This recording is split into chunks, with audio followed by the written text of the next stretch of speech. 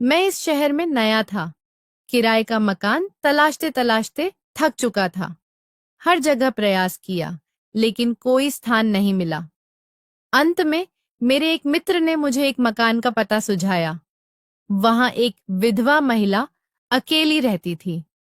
लोग उसके बारे में विभिन्न प्रकार की गलत अफवाहें फैलाते थे, इसलिए कोई भी उसके घर में किराए पर रहना नहीं चाहता था। मैंने मित्र की बात सुनी और निर्णय ले लिया कि मैं उसी मकान में रहूंगा। जब मैंने उस घर के दरवाजे पर खटखटाया और दरवाजा खुला, तो सामने खड़ी महिला को देखकर मैं स्तब्ध रह गया। मैं वहीं रुक गया, क्योंकि वो तो मैं चुपचाप फैक्ट्री के द्वार के निकट बैठा था। यहाँ मेरी नई नौकरी लगी थी, वेतन भी ठीक ठाक था, लेकिन रहने के लिए कोई जगह नहीं थी। समझ नहीं आ रहा था कि अब क्या करूं। मेरे साथ मेरा परिवार नहीं था और इसी कारण कोई भी मुझे एक अकेले युवक को मकान किराए पर देने को तैयार नहीं था। यह शहर मुझे पूरी तरह अपरिचित और खाली लग रहा था। काफी देर तक वहीं बैठा विचार करता रहा। फिर थककर भोजन के लिए एक ढाबे में चला गया। आखिर भूख इंसान को हर स्थिति में आगे बढ़ने पर विवश कर देती है। मैं ढाबे में बैठा ही था कि वहां काम करने वाला एक लड़का मेरे पास आया और भोजन का ऑर्डर पूछने लगा। मैंने भोजन मंगवाया और जैसे ही बैठा, अचानक मुझे ऐसा लगा कि कोई मुझे ध्यान से देख रहा है।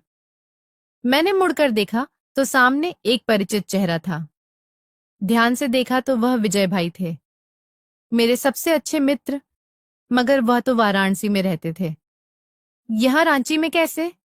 मैं तुरंत खड़ा हो गया और उनकी ओर बढ़ने लगा, लेकिन वह खुद मेरे निकट आ गए। मेरे कंधे पर हाथ रखते हुए बोले, अर्जुन, तुम यहाँ क्या कर रहे हो? सब ठीक तो है? तुम तो वाराणसी में थे ना? मैंने मुस्कुराते हुए कहा, यही सवाल तो मैं आपसे पूछने वाला था।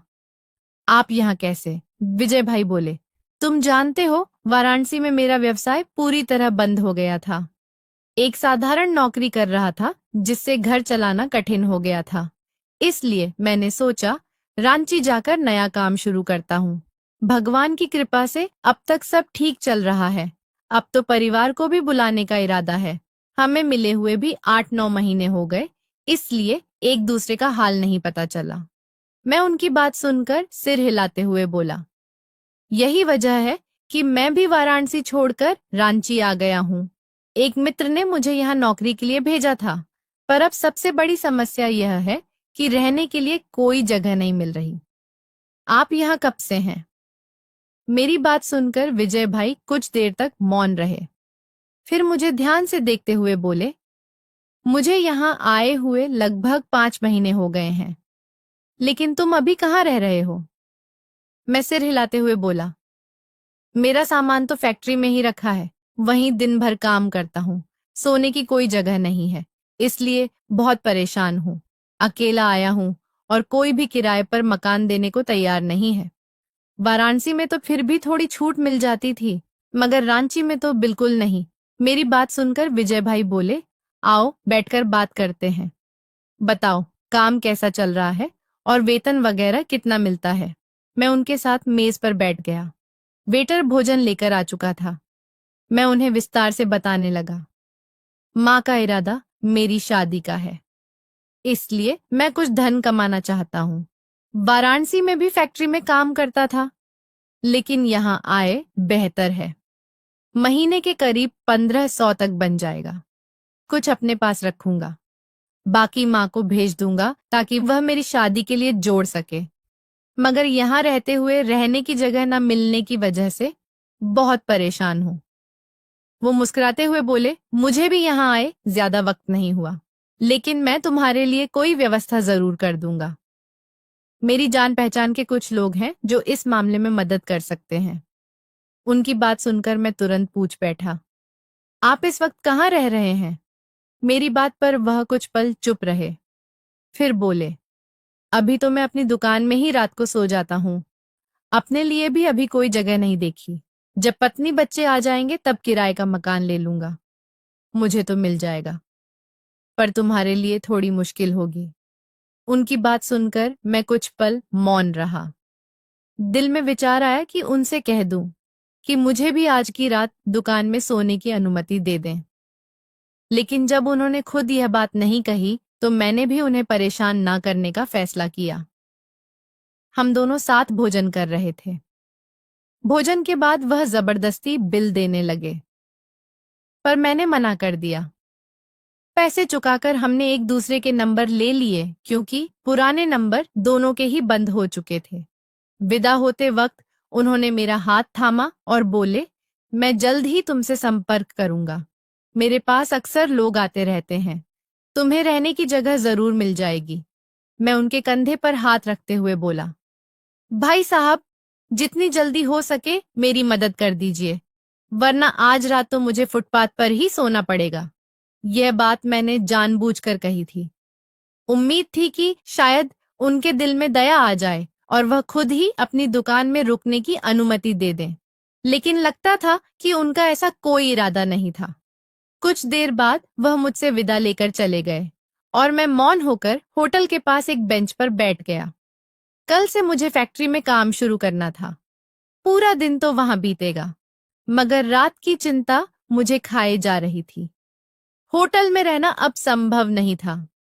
आय इतनी नहीं थी। हाँ, अगर छोटा सा कमरा किराए पर मिल जाता तो ठीक रहता, मगर कोई देने को तैयार नहीं था। घर पर मैंने झूठ बोल दिया था कि मकान मिल गया है ताकि माँ परेशान ना हो। लेकिन वास्तविकता यह थी कि रोजी कमाने के लिए इंसान को कई त्याग करने पड़ते हैं। किसी को नींद का, किसी को परिवार का और किसी को छत का। मेरी तो तीनों ही त्याग साथ चल रहे थे। काफी देर होटल के बाहर बैठने के बाद मैंने सोने की जगह खोजनी शुरू की। सड़क पर चलते चलते मैं झुग्गियों वाले क्षेत्र में पहुंच गया। वहां कुछ लोग भीख मांग रहे थे, कुछ जमीन पर लेटे हुए थे। मैं सोच में पड़ गया, क्या मुझे यहीं ठहर जाना चाहिए या आगे बढ़ना चाहिए। मेरी जेब में थोड़ा पैसा और मोबाइल था। डर था कि अगर यहीं सो गया तो सुबह तक दोनों चीजें गायब हो जाएंगी। इसलिए मैंने आगे बढ़ने का फैसला किया और सड़क पर अकेला चलता रहा। वहां कोई फकीर मौजूद नहीं था। हाँ, दूर दूर लोग अपने अपने सामान बेच रहे थे। मैं भी जाकर एक किनारे बैठ गया। अभी उजाला हो ही रहा था, इसलिए लेटना ठीक नहीं लगा। वक्त तेजी से बीत रहा था और थोड़ी देर बाद चारों तरफ सन्नाटा फैलने लगा। थकान के मारे मैं वहीं फुटपाथ पर लेट गया और कब नींद में खो गया पता ही नहीं चला। समय की गति ना कभी रुकी थी ना कभी रुकेगी। मेरी आंखें सूरज की पहली किरण के साथ खुली। कुछ देर तक करवटें बदलता रहा, मगर जब धूप सीधी आंखों में पड़ी तो नींद गायब हो गई। मैं उठकर बैठ गया। जेब से मोबाइल निकाला तो देखा सुबह के 7 बजे थे। अफसोस हुआ कि अगर थोड़ा पहले जाग जाता तो सुबह की पूजा कर सकता था। मैं रोज संध्या पूजन करने वाला इंसान था और उसे छोड़ना मुझे गलत लगता था। कुछ देर वहीं बैठा अपनी तबीयत संभालता रहा। फिर थक हार कर पास के एक होटल की ओर बढ़ गया ताकि मुंह हाथ धोकर नाश्ता कर लूं और फिर काम पर निकल जाऊं। वहां पहुंचने पर मुझे पानी मिल गया। यहाँ के लोग बड़े मिलनसार और मददगार थे, लेकिन सोने की जगह कोई नहीं दे रहा था। न जाने कैसा नियम था। अगर परिवार साथ हो तो जगह मिल जाती, वरना नहीं। यह बेवजह की चिंता मेरे सिर पर सवार हो चुकी थी। मुंह हाथ धोकर मैं एक कुर्सी पर बैठ गया और नाश्ते का ऑर्डर दे दिया। थोड़ी देर बाद चाय और पोहा मेरे सामने रख दिए गए। जैसे ही पहला कौर मुंह में गया, माँ की याद आने लगी। सुबह सुबह वह अपने हाथों से मुझे नाश्ता खिलाती थी। मैं भले ही 28 साल का हो गया था, पर उनके लिए आज भी वही छोटा सा बच्चा था। जब मैं अपना शहर छोड़कर इस पराये शहर के लिए निकला था तो माँ बहुत रोई थी। तेरे बिना घर सुना हो जाएगा, उन्होंने कहा था। मैं चुप था, क्योंकि मेरे पास कोई जवाब नहीं था। मैं मजबूर था। काम के लिए इंसान को बहुत कुछ छोड़ना पड़ता है। अपना घर, अपना शहर, यहाँ तक कि अपनी माँ भी। नाश्ता करने के बाद मैं सीधा फैक्ट्री की ओर चल पड़ा। फैक्ट्री का समय 9 बजे का था, लेकिन मैं 8 बजे ही निकल गया। वहां पहुंचते पहुंचते आधा घंटा लग गया और फिर आधा घंटा बाहर बैठकर इंतजार करना था, क्योंकि 9 बजे से पहले किसी वर्कर को अंदर जाने की अनुमति नहीं थी। लंबा सफर तय करके जब मैं फैक्ट्री पहुंचा तो घड़ी में 8:30 बज रहे थे। चौकीदार ने मुझे रोक दिया। कंपनी ठीक 9 बजे खुलेगी, तब तक यहीं बैठो। मैं चुपचाप दरवाजे के पास बैठ गया। वह मुस्कुराते हुए बोला, तुम पहले ऐसे वर्कर हो जो इतनी पाबंदी से आए हो, लेकिन यह सब शुरू शुरू का जोश होता है। जैसे जैसे दिन बीतेंगे सबको समझ आ जाएगा और फिर लोग देर से आने लगते हैं। मैनेजर, ठेकेदार और मजदूर सब अक्सर देर से पहुंचते थे। कई बार मालिक खुद फैक्ट्री आ जाते हैं और जब देखते कि ठेकेदार या मजदूर नहीं पहुंचे हैं तो सबकी अच्छी तरह से खोजबीन करते हैं। उस आदमी ने मेरी तरफ देखकर कहा, तुम बहुत ईमानदार हो। मैं तुम्हारे बारे में मालिक से जरूर बात करूंगा।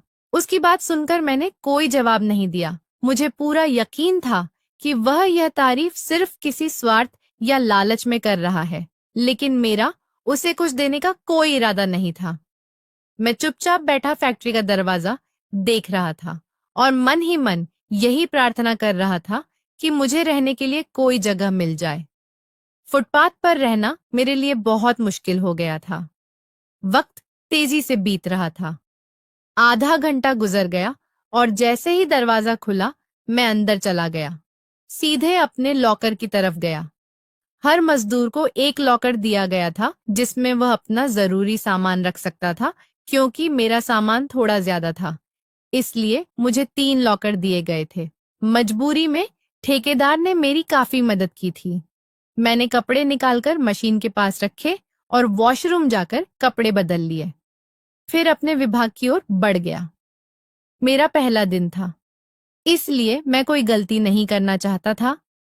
मुझे नहीं मालूम था कि मुझे किस मशीन पर लगाया जाएगा, लेकिन काम की हर बारीकी मैं अच्छी तरह जानता था।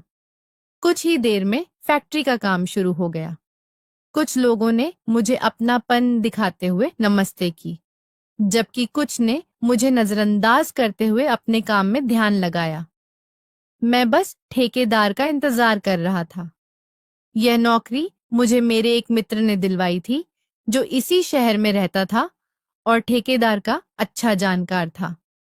करीब 10 बजे ठेकेदार आया तो मैं तुरंत अपनी जगह से खड़ा हो गया।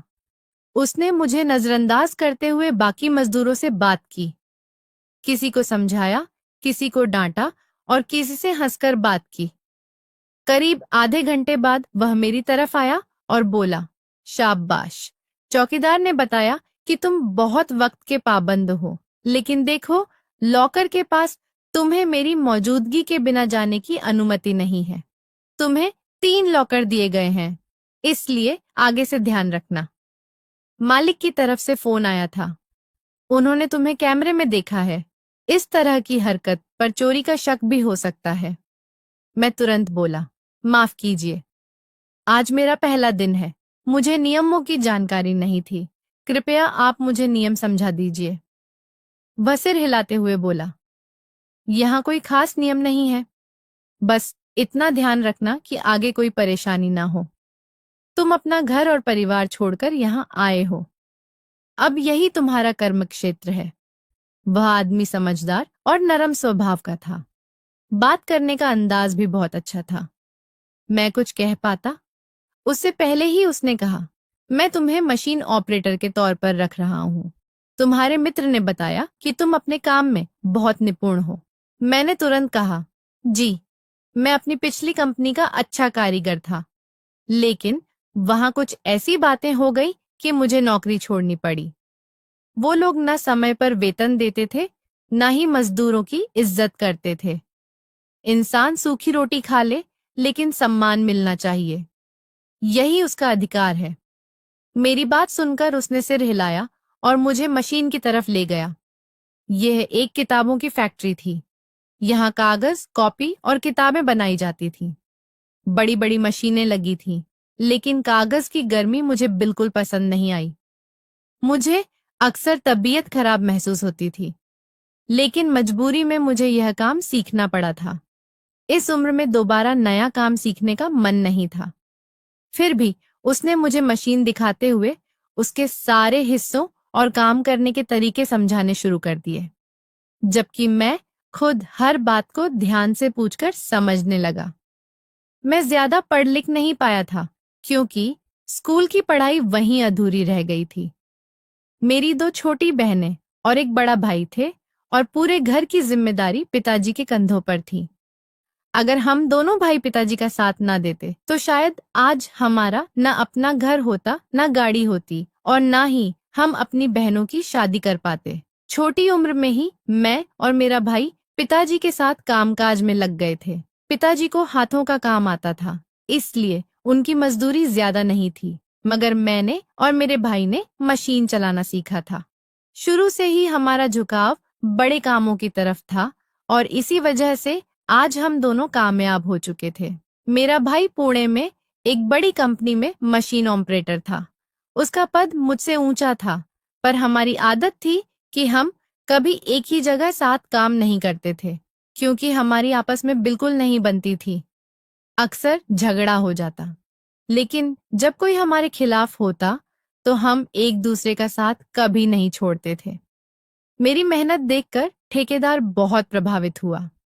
उसने मेरे सिर पर हाथ फेरते हुए कहा, तुम कम उम्र के हो, लेकिन बहुत मेहनती लगते हो। उम्मीद है तुम इस काम को समझदारी से करोगे।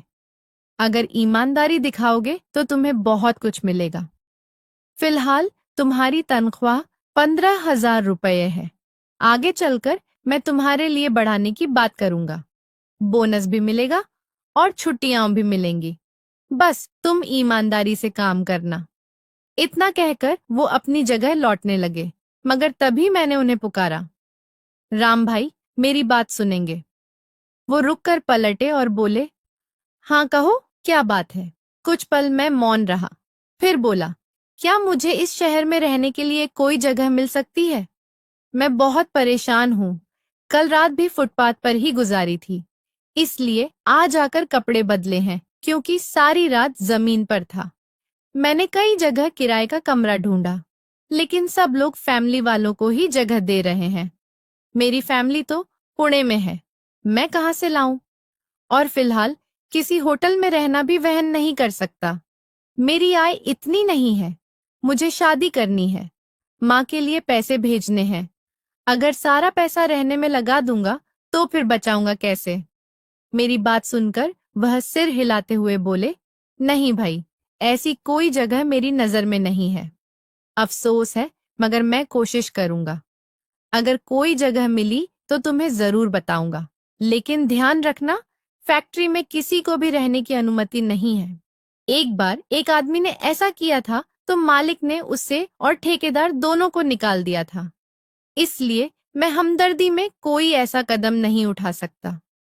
मेरा घर भी बहुत छोटा है, वरना तुम्हें किराए पर दे देता। मैं जल्दी से बोला, नहीं नहीं, मेरा वह मतलब नहीं था। बस अगर आपको कहीं कोई जगह मिले तो मुझे याद रखिएगा। यह कहकर मैं फिर मशीन पर लग गया। ठेकेदार भी चला गया। मैंने धीरे धीरे मशीन चलाना शुरू किया। जो उत्पादन मेरे हवाले था, उसे निकालना मेरी जिम्मेदारी थी। कुछ ही देर हुई थी कि मेरा मोबाइल बज उठा। मैंने मशीन को ऑटो मोड पर डालकर फोन उठाया और वहीं खड़ा रहा ताकि अगर कोई गलती हो तो तुरंत संभाल सकूं। नंबर अपरिचित था। कॉल रिसीव करते ही एक नरम जानी पहचानी आवाज मेरे कानों में गूंजी। कैसे हो अर्जुन? तुम्हारी तबीयत कैसी है? मैं बस एक पल के लिए ठिठक गया था। पता नहीं क्यों वो आवाज कुछ जानी पहचानी सी लगी। मैंने तुरंत पूछा, कौन बोल रहा है? लेकिन दूसरी तरफ से कोई जवाब नहीं आया। मैं अजीब सी हालत में खो गया था। फिर मैंने झुंझलाकर दोबारा कहा, जवाब दो। कौन बोल रहा है? मेरा दिल और दिमाग दोनों उस आवाज में अटक गए थे। ऐसा कैसे संभव था? क्या यह कोई संयोग था या सच में कोई संकेत? मेरी आंखों में नमी भर आई थी। मैंने नंबर देखा और फिर वही शब्द दोहराए। कौन बोल रहा है? क्या आप सरस्वती हैं? मैं अपना वाक्य पूरा करता कि अचानक फोन कट गया। मैंने दोबारा कॉल की, मगर अब नंबर बंद जा रहा था। शायद कोई गलत नंबर था जिसने मुझे ब्लॉक कर दिया था। मैंने सिर झटक दिया। ऐसा कैसे हो सकता है? मैं खुद को समझाने की कोशिश करने लगा। कहते हैं ना, जब इंसान के दिल में कोई विचार बार बार उठे तो जरूर उसके पीछे कोई वजह होती है। हर इंसान में एक ना एक खासियत होती है, और मेरी खासियत यही थी कि अगर कुछ होने वाला होता तो मुझे पहले से एहसास हो जाता था। मैं दोबारा कॉल करने ही वाला था कि तभी ठेकेदार की आवाज आई। तुमने अपना मोबाइल काउंटर पर जमा नहीं करवाया? मैंने सिर हिलाकर नहीं कहा तो वो बोला, जाओ जल्दी से जमा कर दो। काम के वक्त मोबाइल रखना मना है। मैंने हाँ में सिर हिलाया और काउंटर की ओर बढ़ गया, लेकिन दिमाग में वही आवाज गूंज रही थी। शायद मेरा वहम था। मैं खुद को तसल्ली दे रहा था, पर जब तक इंसान को यकीन ना हो जाए उसे चैन नहीं मिलता। काउंटर के पास जाकर मैंने अपनी माँ को फोन लगाया। पहली ही घंटी में उन्होंने रिसीव किया और हेलो कहा। लेकिन इससे पहले मैं बोला, माँ, पिताजी और भैया सरस्वती की खबर पर गए थे। वो गहरी सांस लेकर बोली, हाँ, तुम्हारे जाने के बाद वो दोनों वहीं गए थे। तुम जानते हो, तुम्हारे पापा लाख कोशिश करें लेकिन वह बात भूल नहीं पाते। मैं कुछ और सुनता। इससे पहले ही मैंने राम राम कहा और फोन रख दिया। शायद यह मेरा वहम था। एक जैसी आवाज कई लोगों की हो सकती है। मैंने सिर झटककर मोबाइल काउंटर पर जमा किया और फिर अपने काम में लग गया। मुझे क्या पता था कि रांची आने के बाद जिंदगी एक नया मोड़ लेने वाली है। पूरा दिन काम में बीत गया। रात के 10 बजे काम खत्म हुआ तो मैं बाहर निकल आया। तभी चौकीदार ने रोक लिया। उसे देखकर न जाने क्यों मुस्कान आ गई। वो बोला, आप बहुत मेहनती इंसान हैं। इस वक्त तक कोई नहीं रुकता। मैंने जेब से 100 का नोट निकालकर उसकी जेब में रखते हुए कहा, मेहनत से कमाओ, क्योंकि भगवान मेहनती को कभी खाली नहीं लौटाता। मीठी बातें करके पैसे लेना अच्छी बात नहीं। और बिना कुछ और कहे मैं आगे बढ़ गया। कुछ बातें ऐसी होती हैं जो दूसरों को समझाना जरूरी होता है। यह हमारा फर्ज है। फिर मैं उसी होटल पर गया जहां कल रात भोजन किया था। फैक्ट्री से हमें दोपहर का भोजन मिलता था, रात का नहीं। भोजन खाकर मैं सोच में पड़ गया। अगर रोज बाहर से खाऊंगा तो खर्चा बढ़ेगा, जो मैं बर्दाश्त नहीं कर सकता। चलते चलते मैं अपने ठिकाने पर पहुंचा। दिमाग में पूरे दिन की बातें घूम रही थी। कुछ साथी बहुत अच्छे थे, लेकिन कुछ मुझसे जलने लगे थे। उनका कहना था कि मुझे ज्यादा वेतन मिल रहा है, जबकि वह 10 साल से काम कर रहे हैं। मैं चुप रहा और अपने काम में लगा रहा, लेकिन रात की वह फोन कॉल मुझे बार बार परेशान कर रही थी।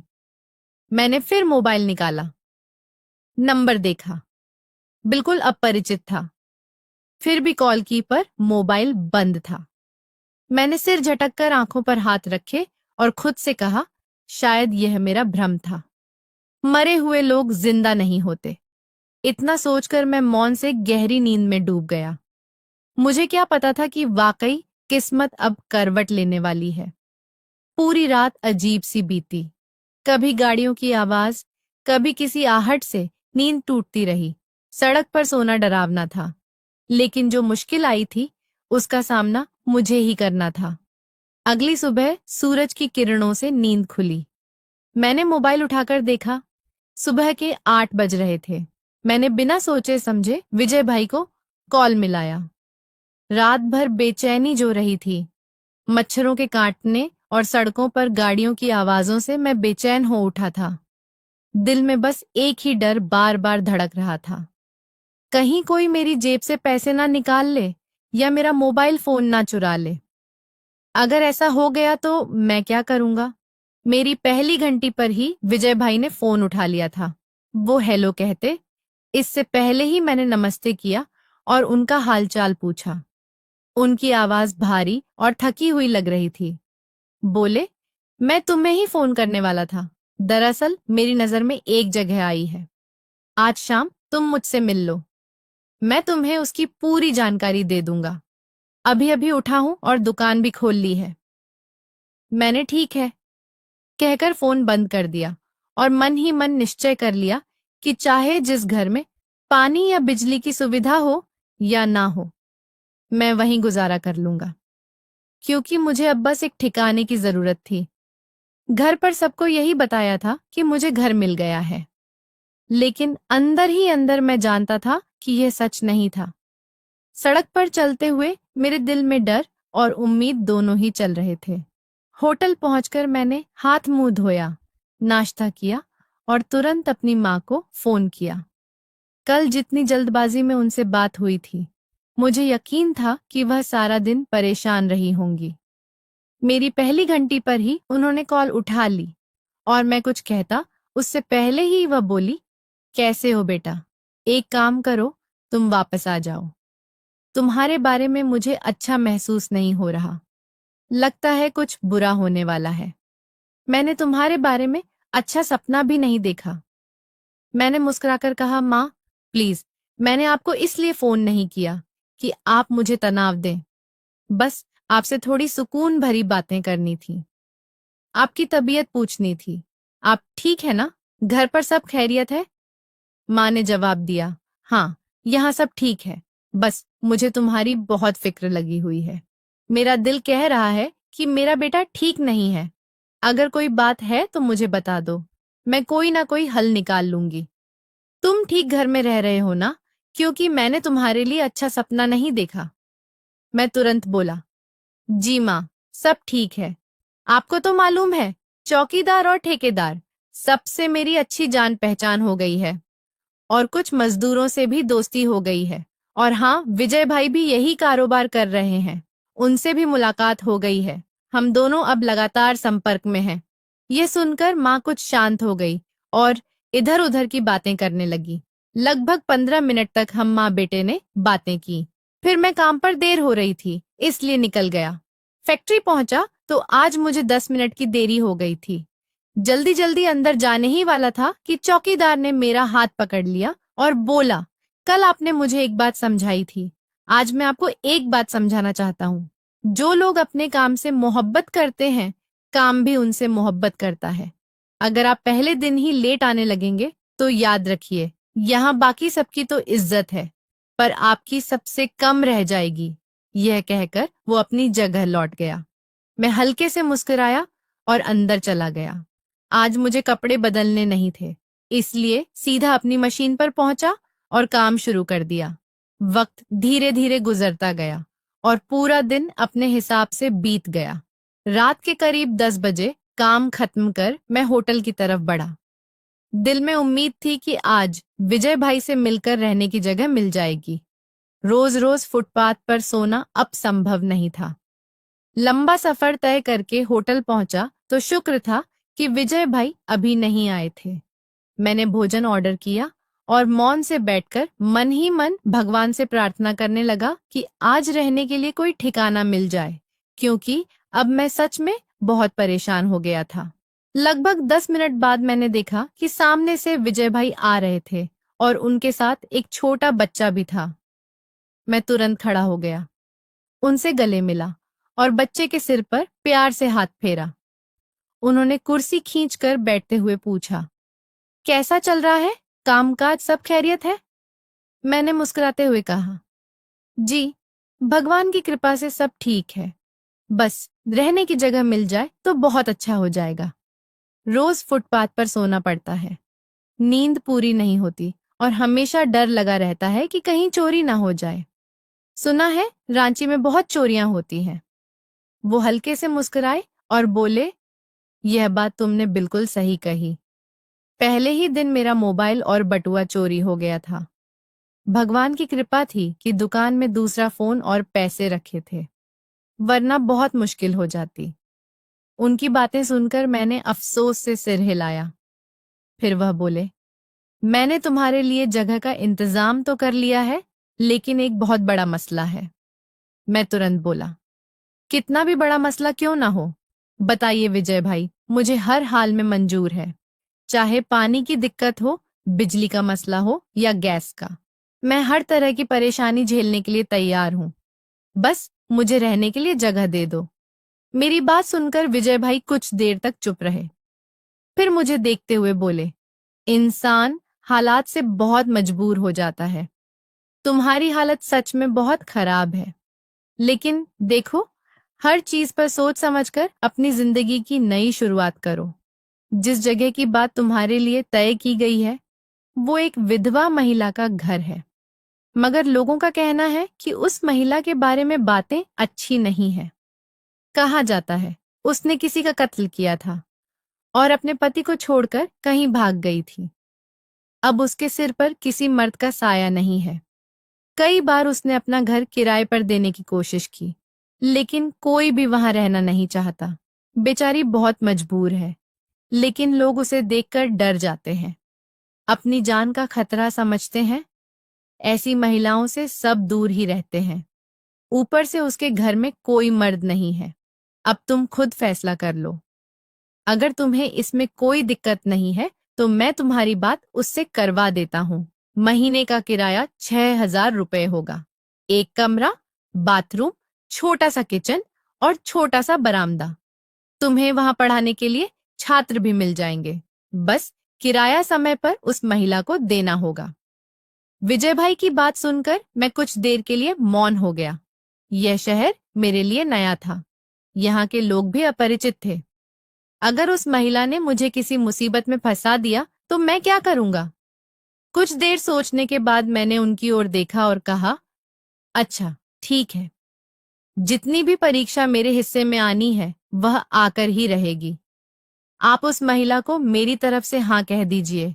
मैं किराए का घर लेने के लिए तैयार हूँ। अब मुझसे सड़क पर नहीं सोया जाता। मेरा सारा सामान फैक्ट्री में रखा है। मेरे पैसे और मोबाइल हर वक्त जेब में रहते हैं। बहुत परेशानी हो रही है। घर पर भी मैंने झूठ बोल दिया है कि मैं किराए का घर ले चुका हूँ। माँ कई बार वीडियो कॉल पर घर दिखाने की जिद कर चुकी है। अब मैं क्या करूं? मेरा उस महिला से क्या लेना देना होगा? हम बस एक छोटा सा अनुबंध बना लेंगे जिसमें लिखा होगा कि मैं उसे किराया दूंगा और अपनी मर्जी से रहूंगा। उसका मुझसे कोई संबंध नहीं होगा। विजय भाई बोले, हाँ, वैसे भी उस बेचारी को बेवजह बदनाम किया गया है। वह खुद कहती है कि उसने कोई कत्ल नहीं किया। उसका केस अभी चल रहा है। जब जुर्म साबित होगा तभी असली अपराधी का पता चलेगा। फिलहाल तो उसने सब कुछ बंद कर रखा है। उनकी बातें सुनकर मैं तुरंत बोला, तो चलिए अभी वहीं चलते हैं। सुबह मैं फैक्ट्री से सामान ले लूंगा। पैसे वगैरह देखकर मैंने कहा, मैं रात यहीं बसर कर लूंगा। मेरी बात सुनकर वह बोले, अभी नहीं, तुम दिन में वहां जाओगे। रात के वक्त तुम्हें घर नहीं देंगे। बहुत अड़ियल महिला है। इस बार उस पर बस इल्जाम है, वरना वह महिला बहुत ही ऊंचे चरित्र की है। पूरा मोहल्ला कहता है कि उसके जैसी सच्चरित्र महिला कहीं और नहीं देखी गई। हमेशा सिर ढककर रहती है। किसी पराये मर्द के सामने कभी नहीं आती। बस मजबूरी में तुम्हें अपने घर जगह दे रही है, वरना वह भी किसी परिवार को ही देना चाहती थी। उनकी बात सुनकर मैं चुप हो गया। भाग्य की रफ्तार न कभी थमी है न कभी थमेगी। पूरी रात जैसे तैसे गुजार दी। अगली सुबह नई उम्मीदों के साथ रोशन हुई। मैं उसी महिला के घर जाना चाहता था, लेकिन विजय भाई ने फोन करके ताकीद की थी, 2 बजे तक आ जाना, वह तुमसे मिलेंगी। मैं फैक्ट्री चला गया और करीब 2 बजे जब ठेकेदार आया तो मैं अपनी अर्जी लेकर उसके सामने पेश हो गया। वो बहुत अच्छा इंसान था। उसने तुरंत ही अनुमति दे दी। ठीक 2 बजे मैं उस विधवा महिला के मकान तक पहुंच गया। दिल में डर भी था कि कहीं कोई मसला ना हो जाए, मगर उम्मीद थी कि सब ठीक रहेगा। मुझे इन बातों में नहीं पड़ना था। मुझे तो बस अपनी नौकरी चाहिए थी। मैंने दरवाजे पर खटखटाया तो अंदर से आवाज आई, ठहरो, आ रही हूं। उस आवाज को सुनकर मैं एक पल को थम गया। दरवाजा खुला तो मेरी नजर उस पर पड़ी। सिर पर पल्लू ओढ़े सादगी में लिपटी हुई वो महिला। मैं फटी आंखों से उसे देखता रह गया। ऐसा लगा जैसे आसमान मेरे सिर पर गिर पड़ा हो, जमीन पैरों तले से निकल गई हो। यह कोई चमत्कार था या मेरी आंखों का धोखा? मेरे सामने एक मरा हुआ इंसान जिंदा खड़ा था। मेरे मुंह से धीरे धीरे निकला, आप जिंदा हैं? वो भी हक्की बक्की रह गई, जैसे शरीर में जान ही ना बची हो। मैं कुछ कह पाता इससे पहले ही वह दरवाजा बंद करने लगी, लेकिन मैं अंदर चला गया और उसका हाथ पकड़कर बोला, आप जिंदा हैं। फिर वह सब क्या था? अंतिम संस्कार खबरें, सब झूठ था। वो रोती हुई अंदर जाने लगी, मगर मैंने उसे रोक लिया। फिर रोते हुए उसने जो बताया वो सुनकर मैं दंग रह गया। दरअसल मेरी बुआ ने अपने ही पति को अपने हाथों से मार डाला था, क्योंकि वह इंसान नहीं, दरिंदा था। वह उन पर हमला करने वाला था और बचाव में उन्होंने उस पर वार कर दिया। उसी पल वह मर गया। डर के मारे वह रोती हुई हमारे घर आ गई। मेरी माँ डर गई और पिताजी की बात सुने बिना ही उन्होंने उन्हें घर से निकाल दिया। 3 घंटे बाद खबर आई कि उनका एक्सीडेंट हो गया और अस्पताल में उनकी लाश मिली। हालत बहुत खराब थी, इसलिए हमने उसी रात उनका अंतिम संस्कार कर दिया। अगले दिन केस दर्ज हुआ, मगर वह भी वहीं बंद हो गया, क्योंकि जिसने हत्या की थी वह खुद मर चुकी थी। बुआ ने बताया, जब तुम्हारी माँ ने मुझे घर से निकाला, उसी वक्त मेरे भाई ने अपने एक दोस्त को मेरे पास भेजा। उन्होंने पहले से ही सब तय कर लिया था। वो किसी और की लाश थी, जिसे मेरी लाश बताकर जला दिया और मुझे उसी रात वाराणसी भेज दिया गया। मुझे याद है, जब मैंने पिताजी से वाराणसी जाने की बात की थी तो वे बहुत नाराज हो गए थे। बोले थे, तुम वहां नहीं जाओगे, कोई जरूरत नहीं है, वहां का माहौल तुम्हारे लिए ठीक नहीं है। लेकिन उस समय मैं अपनी जिद पर अड्डा रहा। ना जाने क्यों मुझे लगा कि वहां जाकर ही कुछ सच्चाइयां समझ पाऊंगा। और सच में जब मैं वहां पहुंचा तो जो सामने आया उसने मेरे पैरों के नीचे की जमीन खींच ली। मैंने उन्हें गले से लगाया और हम दोनों फूट फूट कर रो पड़े। उन्होंने गलती की थी, लेकिन उस गलती के पीछे एक मजबूरी की दीवार थी। अपने बचाव में किसी की जान लेना पाप है, मगर जब हालात इंसान को कोने में धकेल देते हैं तो कई बार अच्छाई और बुराई की रेखा धुंधली हो जाती है। फिर भी एक बात मैंने उस दिन समझी, मौत जब लिखी होती है तभी आती है। उससे ना कोई पहले भाग सकता है, ना बाद में रोक सकता है। उस हादसे के बाद मैं बुआ के पास रहने लगा। पिताजी से अलग होकर मैंने उन्हें समझाया था, अब मैं आपके पास नहीं रहूंगा। उन्होंने बहुत मना किया। बोले, तुम चिंता मत करो, मैं तुम्हारे खर्चे के लिए पैसे भेजता रहूंगा। लेकिन मैंने उनकी बात नहीं मानी। मैं वहां एक किराएदार की तरह ही रहने लगा। धीरे धीरे वहां काम करते हुए 4 साल बीत गए। अब जिंदगी कुछ पटरी पर आई थी। माँ चाहती थी कि मैं शादी कर लूं, लेकिन मैंने साफ कह दिया, मैं रांची में ही रहूंगा। माँ, यही मेरी दुनिया है। हम 3 भाई हैं, एक माँ पिताजी के पास और दूसरा बुआ के साथ। सब अपनी अपनी जिम्मेदारियां निभा रहे हैं। जिंदगी ने सिखाया है कि रिश्तों की असली कीमत वही समझता है जो वक्त के तूफानों से गुजरा हो। इंसान को हमेशा अपने रिश्तों की कदर करनी चाहिए, क्योंकि जब बुरा वक्त आता है तो वही रिश्ते हमारे साथ खड़े होते हैं। आज मुझे सुकून है कि मेरे पिताजी ने उस समय जो किया वह सही था। उन्होंने अपनी बहन को बचाया, उसकी इज्जत को सुरक्षित रखा। गलतियां इंसान से होती हैं, लेकिन रिश्तों की नीयत अगर साफ हो तो ईश्वर भी माफ कर देता है। आखिर में मैं बस यही कह सकता हूँ, खून का रिश्ता कभी पराया नहीं होता। समय चाहे जितनी दूरियां बना दे, लेकिन जब तक दिल में अपनापन जिंदा है तब तक हर रिश्ता अमर रहता है। तो दोस्तों, ये थी आज की कहानी। इस कहानी पर आपकी क्या राय है, कमेंट में जरूर लिखिए। अगर आपको कहानी पसंद आई हो तो वीडियो को लाइक करें, चैनल को सब्सक्राइब करें और बेल आइकन दबाकर ऑल पर सेट कर लें, ताकि नए वीडियो की सूचना आपको तुरंत मिल सके। धन्यवाद।